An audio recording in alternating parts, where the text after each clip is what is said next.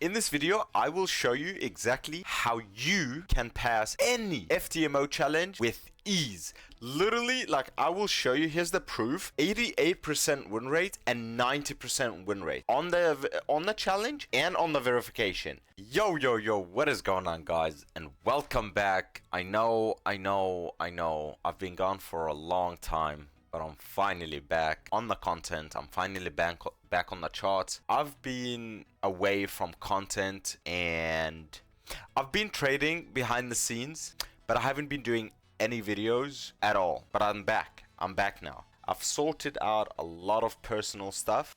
I've started going to the gym and I'm back into my routine, and I feel like I've neglected this YouTube channel and you guys for quite some time now, but I'm back. I'm here now, okay? And in this video, I have prepared something really special for you guys. You guys will absolutely love this video, so please leave a like, comment, subscribe down below. Yeah, let's get started. In this video, I will show you exactly how you can pass any FTMO challenge with ease. Literally, like I will show you, here's the proof: 88% win rate and 90% win rate on the challenge and on the verification.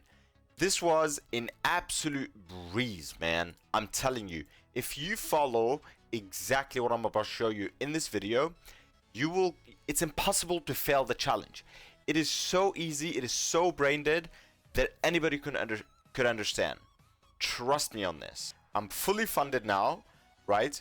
The challenge was not my win rate was 90%, which is incredible, by the way, right?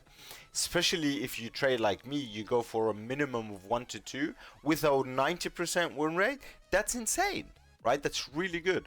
And then my verification phase, I pass with an 88% win rate. So as you can see, my win rate is quite high, as well as I go for a minimum of 1 to 2 risk to reward ratio. So if you follow what I'm about to show you here on the chart, you will pass any FTMO challenge with ease. Trust me. First things first, the first thing I actually recommend, and I'm serious about this, is that you only stick to one pair. Stop jumping around from this to this to that. Stop jumping around from forex to commodities to God knows what, right? You need to stop that. If you look at my MT5 trade thing, like you will literally see no pairs except GPP JPY. It's the only trade, it's the only pair I trade, and it's the only thing I will trade, and it's the only thing I'm interested in. It's the only thing I'm going to be looking at. It's the only thing I'm going to be studying, right? And that's what got me to this consistency, to pass an FTMO challenge and become funded with a 90% win rate. It's because I've learned how the market moves. I've learned when it does move. I've learned when I shouldn't trade, when I should trade, what to look for, what not to look for, what news you should be looking out for, and what's not and what's not important, right? So that's the first things first. Basically, what I'm trying to say is that you need to clear the clutter in your mind. You need to have a clear path and a minimum clutter. You don't need any noise, because when you have so many pairs, there's just so much noise, man, right? There's so much noise going on. But if you just have one, right? If you just have one pair, you can focus on that fully and take trades according to your strategy. You'll be fine. So how I passed my challenge, I will show you basically right here, right now. I always, I never almost go on the 3 months. I mean, this is just, it's insane, right? It's insane. But if you want to, 1 second of a glimpse to see where you are, right? To see where you are in the market. Monthly, same thing, right? Same thing. I look at it and I'm like, okay, the last month was extremely bullish. We've come down and we did the tail, right? The bottom tail of this candle. Now, is this month gonna be... Now, looking at this right here, right? Does it look like it has more potential to continue to the downside, right?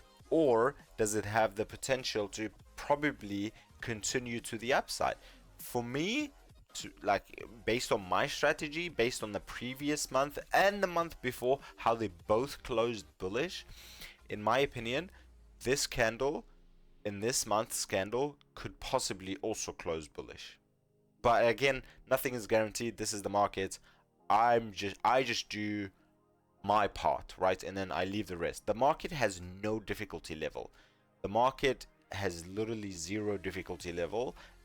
It's people that are difficult, basically what I'm trying to say. Like, you can trade easy and you'll make easy money, and you can trade difficult and make difficult money. Like, you choose how you want to approach the market. So yeah, again, monthly, just a quick glimpse to see where you are in the market. Okay, I see we've done this, last month's was bullish, blah blah blah blah blah blah.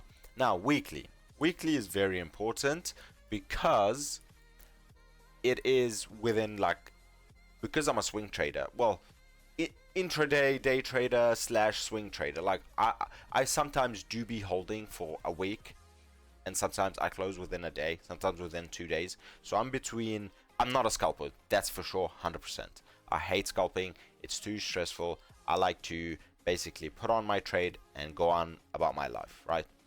So if this is what you like, you will enjoy this strategy a lot.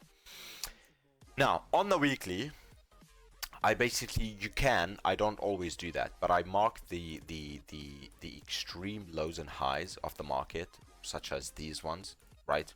Just drop a pin, not a pin, a horizontal line on these extreme, like, you know. So you see now we kind of know we are trading within this range, right? Actually, what I would do is I'll bring this one here, because look, I would put this one here, because then I'm trapping price between the highest point, basically last week's highest point, and then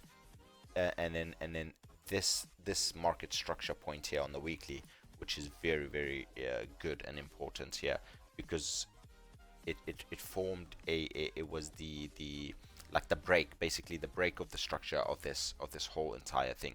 So basically, you know, because the market obviously moves in higher highs and higher lows, so you can see it did this here, right? It did the A letter thingy, and then the third leg broke, right? It broke. Now, what are we anticipating? We could see something along the lines of these to continue to the upside. You know, you never know. But this is what I mean. This right here and this right here, very good, very beautiful, very demure. Right now, we're trapping price between a 2 weekly horizontal lines. Beautiful. I move down to the daily, and this is where it gets juicy. All right, this is where it gets juicy. Now, on the daily time frame, I like to use the blue rate, like those half thing. Basically, I have a line for every time frame, right? So I don't get confused what I'm looking at. You should always do that, right? You don't have to copy me exactly, but you can if you want to. So look, on the daily time frame, I see there is a market structure point right here, which market broke yesterday, came back and retested that area. Have we fully broken this support? No, we have not, right? Or what you can do even is mark a little zone. Look at that, it's a little zone, right? You could say this is a little buy zone. You can even make it blue. Fuck it, why not, right? You could do that, right? That's also very good. And you can even slap one here too, right? But that's too cluttery. I don't like to clutter my chart. I like to have minimum stuff on my chart, right? Minimum. This is why I like to use those what do you call them? Yeah, horizontal rays. That's the one. See, now I know the last market structure point was right here on the daily, and then this is a very good strong support on the daily. Beautiful, done. That's it with my daily. Obviously, a glimpse of the market structure. We're making higher highs and higher lows, right? We're making higher highs and higher lows. We are in an uptrend. Boom. Simple, easy, simple, great. It's literally screaming, I'm in an uptrend. Look, it's been going up since fucking the 9th of April. Come on. See? It's very simple. It's very easy. So once you do all of that, now we go down to the 4 hour, right? Now the 4-hour is where usually between the 4-hour and the 1-hour is where I find entries, and where I find I never go down like to 1 and 5 and 15. I do sometimes to kind of see small details, but not always. I'm a swing trader. I like to swing trade. I like to have a beautiful big stop losses. I like to do all of that, right? Oh, actually, almost forgot. See this little drop here? This was a trade that I took based off the fact that it broke that market structure point on the daily. Remember, we put the horizontal ray and then came back excuse me, and then it came back and retested it, and look for how many 4 hours candles that it couldn't break. 1, 2, 3, 4 and 5, right? So once I saw that, and once I saw there's exhaustion in this area, exhausted, the price was very tired after the break retest, what did we do? I slammed the sell, right, short, bang, stop loss above this. I wasn't, not even above here, because you don't know when it's ready to drop, so you put it always above the previous high, right? Slam it right there.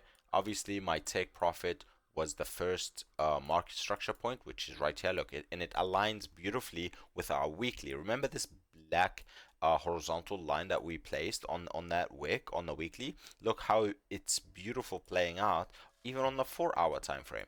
Beautiful support area. So that's a trade. 1 to 4 risk to reward. Beautiful. Almost 1 to 5. Not too bad, not too shabby. See, this is a trade I took actually to it on my funded account. But yeah, so once you do all of that, now what you can anticipate, right, and look for is maybe something like this. No, sorry, this is a sell.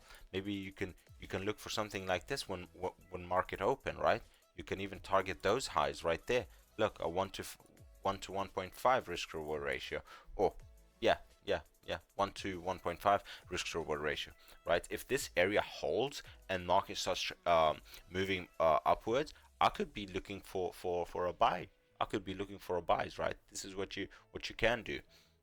That's what maybe I could be looking at.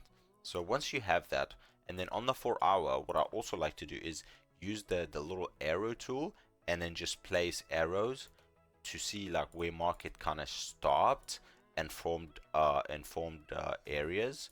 So I have one here, and I also have one over here. Look at this, beautiful, right? From it used this market structure area, boom, 2 body candles closed next to each other. I formed the line, so it could even come back and test that the same way it did here. Boom, boom. See, never broke it. And then it could even test that and then start moving to the upside. So once I do that, I like to remove the arrows, because I like minimum stuff on my charts. And then my 1-hour, my beautiful time frame, is where I always enter all my trades. My strategy can basically be called supply and demand, right? Supply and demand. Once price is too high in an area of supply, such as like this area, I wait for market to hit that area, and then I try and sell. And in demand areas, I try and wait for market to, let's say, maybe come to this area right here. If market comes down to this area, I'd be looking to buy. Why? We have a weekly support, we have a demand area, price is too low. Last time, because and previously, last time it was here, it shot up, right? So what could potentially happen is that it does the same thing, because the market repeats itself, right? And some people may be like, but dude, your stop losses are huge, right? You have almost 100 pip stop loss. I'll be like, yeah, but look at my take profit, brother. My take profit is 250 pips. So what are we doing here? Is this a pip game? Is this a challenge of who can have the tightest stop loss? Or is this a game of probabilities and making money? We're here to make money. We're not here to look at numbers. I'm here to make money. I don't care if I have to wait a week for this trade to play out. I don't care if I have to wait 2 weeks for this trade to play out. But at least I know, if I have my stop loss down here, I know for a fact if market breaks that area, I was completely wrong about the direction of the trade. I wasn't wrong just about the stop loss area, right? Because some people get stopped out because of their stop loss placement, but they're usually right about the direction. So you can avoid that by putting by making your stop loss a bit larger for breathing room. And if you think that's too much money to risk, that means you're over risking. You're over risking. Because to me, I don't care how many pips my stop loss is. Once I identify the correct placement for my stop loss, then I go calculate the pip, the lot size, and make it 1%. I never take a trade and risk more than 1% on it. People be like, "Oh, that's pussy. That's you too scared." Nah, bro. I'm chilling, bro. I don't need to risk more. Why do I need to risk more? Oh, to potentially make more. Yes, but to also potentially lose more. You see what I'm saying? Like, I like slow and steady win the race, right? Slow and steady wins the race. And that's what I'm doing. So this is my strategy. This is how I consistently win 90% of my trade, as you saw on the screen, in the screenshots I showed you, and how you can also replicate what I just showed you and easily pass an FTMO challenge with ease. Never risk more than 1%, right? Never risk more than 1%, because why? You don't need to risk more. Okay, I don't care how confident you are in your trade, anything could happen, because this market has no guaranteed. We all know that, and everybody loses. So when you lose, I want you to lose small, but when you win, if you have a 1 to 2, you're always winning double, right? There's that.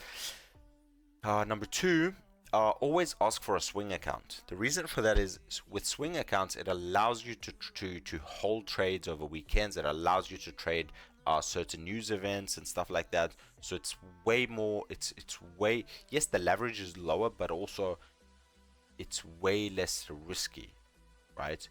Because then you just know you can focus on, okay, I can't lose more than 5% in 24 hours. You can just focus on that. You don't have to focus about, oh, will this news event fuck me if I trade it? You know, just clear it all out. So this is today's video. I will be back posting, hopefully a lot more soon. If you want that, please let me know by leaving a like, comment down below, subscribe, and I will see you guys tomorrow. Peace.